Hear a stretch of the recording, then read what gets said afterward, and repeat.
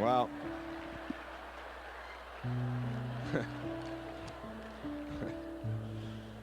that's my sissy, and she is great. She truly, truly is great, as are all our beautiful children. I have, in the last several months, in the last year, been working on a project that is exquisite and fulfilling to me. I had lunch today with Deepak, who you heard this morning, and we are going to put together a program together, tape series. It's an interesting notion that he has come from a different part of the world, grew up in a country so far away, India. At about the same time, he's born 7 years after I was, and studied in medicine and the sciences and the great Ayurvedic traditions and all the ancient spiritual masters. And I grew up in Detroit, dodging cars, living in an orphanage, and didn't have the same kinds of training and background, and yet here we are at this time, at the beginning of what I think of as the spiritual revolution on our planet, arriving at the same place from totally different backgrounds. And it's such an exciting and exquisite kind of notion to realize that it really has nothing to do with where you were born or what your physiology is or what your background is or what your physical capacities are or your intellectual capacities. It has nothing to do with that. That there is an intelligence that is within you, a universal intelligence, and that universal intelligence doesn't need to be named. You can't name it. You can't put a label on it. The great Danish theologian Kierkegaard said that once you label me, you negate me. I can no longer be who I really am. I must now live up to some label that you have placed on me, and that you can look at something as beautiful as a flower, which is a complete and total mystery. You spend time with spiritually enlightened people, and they can do a dialogue with this flower. It's almost like the difference between an optimist and a pessimist. They say the same things, they just word them a little differently. The optimist gets up and looks in the morning and says, "Good morning, God." The optimist looks out, or the pessimist looks out and says, "Good God, it's morning." It's like same words, just a little different flavor. Here you are with something that if I gave you an assignment to make, none of you could go out and make it. Not a person in this world can create a chrysanthemum. It's a mystery, a total mystery. You need some of this to make more of them. There's an intelligence about this flower. And what you call it is not what it is. That intelligence suffuses it, surrounds it, permeates it, is inside it, about it, however you want to phrase it. It is something that is invisible, that you can't get a hold of, and that without it, it doesn't exist. And that intelligence is something that I have been studying and examining and looking at. And dramatic changes have been taking place in my life. You've probably seen them. Those of you who have read my books, who know of my writing from back in the 70s when I wrote Erroneous Zones and Pulling Your Own Strings, and those books that really catapulted me into the public limelight. And I didn't really ask for that. I didn't even seek it out. It just was sort of something that came along, something that showed up. And people ask me over and over again, why now? Why is the tone of your talks, and why is the tone of your books, why is "you'll see it when you believe it" such a, it's almost got a spiritual nature to it. What is it about that? And where did that come from? Well, I wrote a book years ago, almost a decade ago, called Gifts from Icus. And in that book, it's a parable, and it's a book that I've sent out to thousands of people all around the planet, that people that write to me and leaders and so on. It's a very simple thing. It was just a little parable that I decided to write as another way of expressing these ideas that I'm sharing here with you this afternoon. And the whole basis of it is very simple. A person lives on this planet, goes to another planet. That planet is Uranus. Uranus is a place where there's an exact duplicate of Earth. This earthling, meets this woman on Uranus who is exactly the same as Earth. Everything is the same. The only difference he notices is that the people there are neurotic, just like they are here, but there they have to be. Anxiety really attacks. They have anxiety attacks, but it comes in over the mountains and it attacks.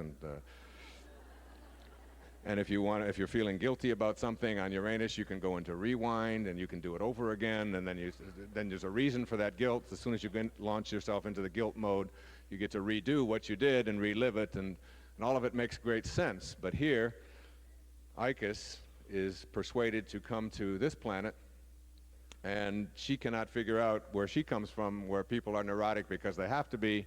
Why in the world all of us are neurotic by choice? Why would we choose that? She just doesn't get that, and wanders all over the planet in just total disarray because she can't figure out why we're all choosing to live these self-defeating lives. And then goes back to her planet of Uranus and gives us the great secrets of the universe. Well, originally, see, publishers don't have a great sense of humor. Originally, my title for this book, Honest, was if you want to be happy, get your head out of Uranus, which I thought was I just thought that was a great title.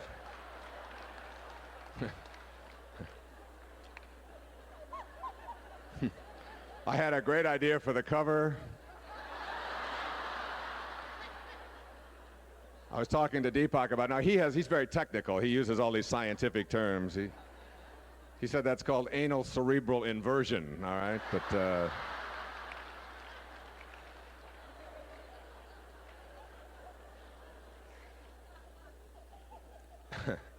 at any rate, we ended up calling it Gifts from Icus, and we're now working on some things to make it into a movie and things like that. Well, I happened to send this book to a woman in Maryland who was a professor at she was on a mailing list, and I just sent it out because when you find yourself, you see, you get to a point in your life, and this is really what I want to share with you here this afternoon, is when you surrender.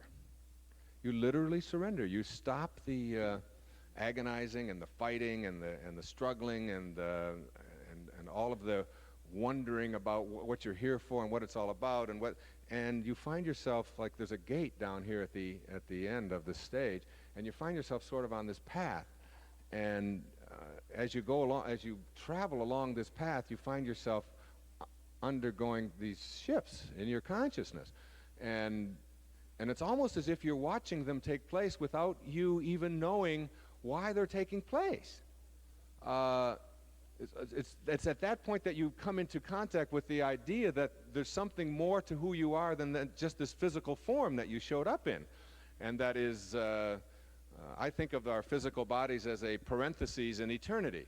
It opens at your conception, it closes at your death, and it's surrounded by eternity. And so in the moment of your conception, everything that you needed for this form that you're going to occupy for the time that you have here on this planet at this time was all handled for you in one deliciously, deliriously perfect, exquisite moment which nobody on the planet understands. It's a complete mystery what life is, where it was before, where it goes afterwards, how does it work, like we have sort of a technology of higher consciousness, but in terms of understanding what it means, what life really means, it's just this mystery. So you get to a point where you where you surrender, where you're struggling and all of this, and you find yourself, in relationships, as Shakti was talking about so beautifully, and then you find that it's not necessary any longer to prove yourself right or wrong with the person you're in a relationship with, and that there are going to be people who are not only not on the path that are going to be in your life, but they're not even on an entrance ramp, okay? I mean, they're not, they're just not getting there, and you know that. They're not even in the lane to get over to the entrance ramp. You know that. And they're not going to be in this lifetime, because there are some people that live 90 years, and there are a lot of people who live 1 year 90 times, aren't there? And it's over and over again the same kinds of thing. And you find yourself, as you proceed along this path, heading towards this gate, that undergoing these changes and not really quite understanding them. And this was happening to me.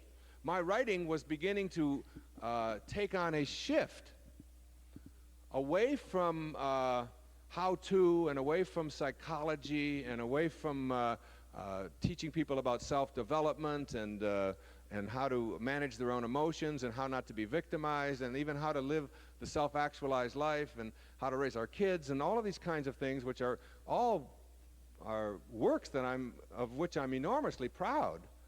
But I found myself not just shifting in my writing, because my writing is always a reflection of that invisible part of who I am. Just like that invisible intelligence that suffuses this chrysanthemum is in there, that same intelligence suffuses me. And I can't name it. So it doesn't matter what you call it. And so often on our planet, we get ourselves consumed and are willing to fight wars over what it is that we call things. Some call it God, some call it spirit, some call it soul, some call it consciousness. You can call it Louise if you want. It doesn't make any difference what you call it. It isn't what you call it. It is something else. It's like you can't drink the word water. You can't float a ship in the formula H2O. You can't do it. There's only one way to know water. And we have 1,110 names for this stuff on our planet. 1,100 names. Some call it aqua, some call it vaser, some call it, in Farsi it's called op. That's free, no extra charge for that. Op. But the only way to know it, that's water. And all the descriptors that you can have of it don't mean a thing. You can't get to know it through words. And the same thing is true of this invisible intelligence that suffuses your form. That you show up in this perfectly synchronized, exquisite form of yours. And boy, it was amazing. I was talking to one of the astronauts, Edgar Mitchell, who was one of the people who circumnavigated the moon while his colleagues were down there exploring it back in 1971. And he said he was out there and he looked to his right and he saw this infinity of stars and celestial bodies. Just an infinity, an endless number of them that went to who knows where. And he looked to his left and he could see this blue dot, this bright blue dot, which was Earth. And all of the problems and all the stuff was all incorporated in this perfect little blue dot. And he said he had this thing came over him. It was like a peak experience, a magical moment. And in that magical moment, he realized that this is an intelligent system that we are all a part of. That there's nothing accidental about it. And he came down from that orbit, came back to Earth, and quit the space program, and went out and talked about those concepts, and has been doing it for 20 years. It totally transformed his life. And he said it was an awareness of the intelligence that this system is and that I am a part of that made me transform my life. It's like you get that awareness. And how it happens is not really the issue. The fact that it is something that is a part of your life. It is what has attracted you here today. And I can't explain it. This woman in Maryland that I sent the book to was a scholar who was an expert on Russian literature. And I didn't know who I was sending the book to. And she wrote me back a letter, and she was doing a history of Leo Tolstoy, who was, at the time of his death, in the last 2 years of his life, 1908 and 1909, he was the most famous man on the planet. This was a man who I adored. I had 13 children. I mean, I'm a piker compared to this guy. But he was a man who started out writing very much like I did. He was writing about things and writing stories. And then he progressed into some of his great novels that we know. And then in the last 20 years of his life or so, his writing took on a whole new flavor. And it was something that he didn't even feel he had control over. And suddenly he was writing about God and giving advice about becoming more spiritual beings. And he didn't even know what was happening to him. And Tolstoy was a man who everywhere he went the last 2 or 3 years of his life, he had a horde of reporters following him, writing down everything that he had to say. That's how revered this man was all over the planet. And she sent me, she said, I have read Icus and I've read You'll See It When You Believe It. And she said, your things are happening to you. I can sense it. And you don't even know it.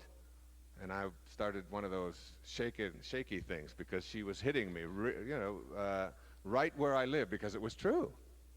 And she said, I was in Moscow last summer, and I was going through the archives, and I came across the original, in Tolstoy's handwriting, his first draft of his will, written in 1885, in his own handwriting, never before published.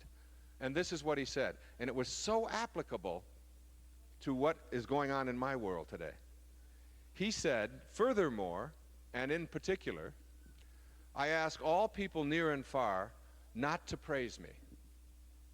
I know they will do so because they have done so in my own lifetime in the most unseemly ways.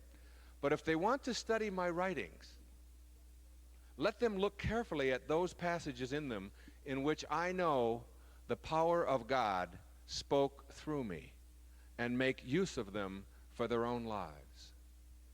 There have been times when I felt I was becoming the bearer of God's will. I have often been so impure, so full of personal passions that the light of this truth has sometimes been obscured by my own darkness. But nevertheless, this truth has sometimes passed through me, and these have been the happiest moments of my life. God grant that these truths should not have been defiled in passing through me, and that people might feed on them despite the superficial and impure form which I have given them. Leo Tolstoy.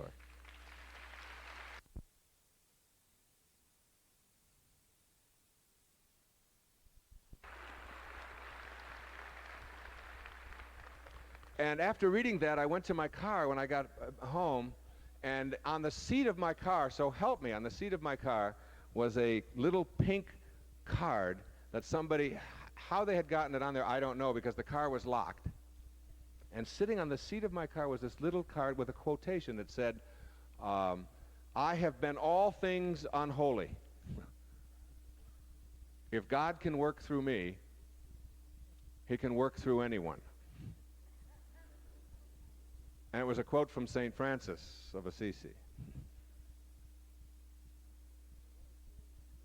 And what I'm saying to you is that there are stages that we go through in our lives to get to the place of consciousness in which we can truly manifest miracles.